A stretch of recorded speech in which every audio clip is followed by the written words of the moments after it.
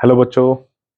तो कई लोगों के ये कमेंट और मैसेजेस आ रहे हैं कि सर री नीट होगा क्या, दोबारा नीट होगा क्या।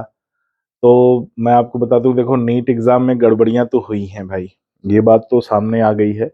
और ग्रेस मार्क को लेकर मैं दो बात बोलूंगा कि ग्रेस मार्क्स कोई ऐसा तो है नहीं भाई, बोर्ड एग्जाम में जिसको पास वगैरह होना होता है तो ग्रेस मार्क उसके लिए दिया जाता है।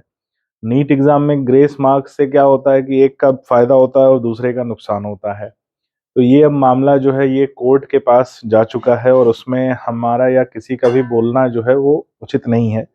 दूसरी बात है, अपन आवाज उठा सकते हैं और उसके लिए अपन प्रयासरत हैं। और इसमें मैं आप लोगों से एक बात कहना चाहूंगा कि नीट एग्जाम में गड़बड़ियां तो हुई हैं। अब ये गड़बड़ियां किस स्तर पे हुई हैं ये तो कोर्ट जो है और जो इंक्वायरी एजेंसी होगी वो इंक्वायरी करेगी, तब ये सामने आएगा जो कि कोर्ट के आदेश से होगा।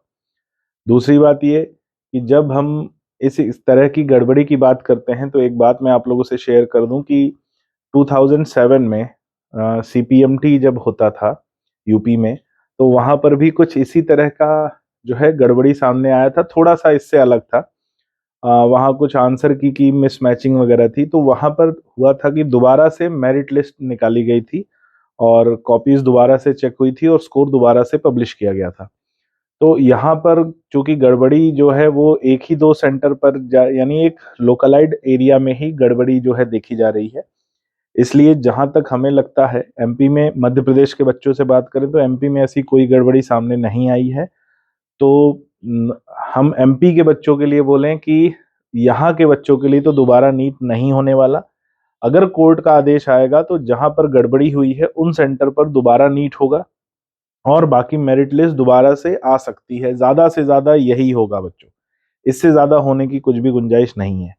तो नीट दोबारा होगा या दोबारा कैसे होगा, तो ये जहां तक एमपी का सवाल है, एमपी में तो नहीं होने वाला।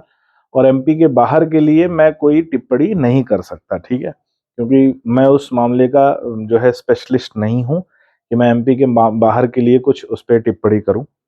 दूसरी बात तो यही बात ध्यान में रखो कि बहुत ज्यादा होगा तो री मेरिट मेरिट लिस्ट दोबारा से निकलेगी। और एमपी के लिए तो मेरा जो मानना है कि दोबारा से नीट एग्जाम नहीं होने वाला है।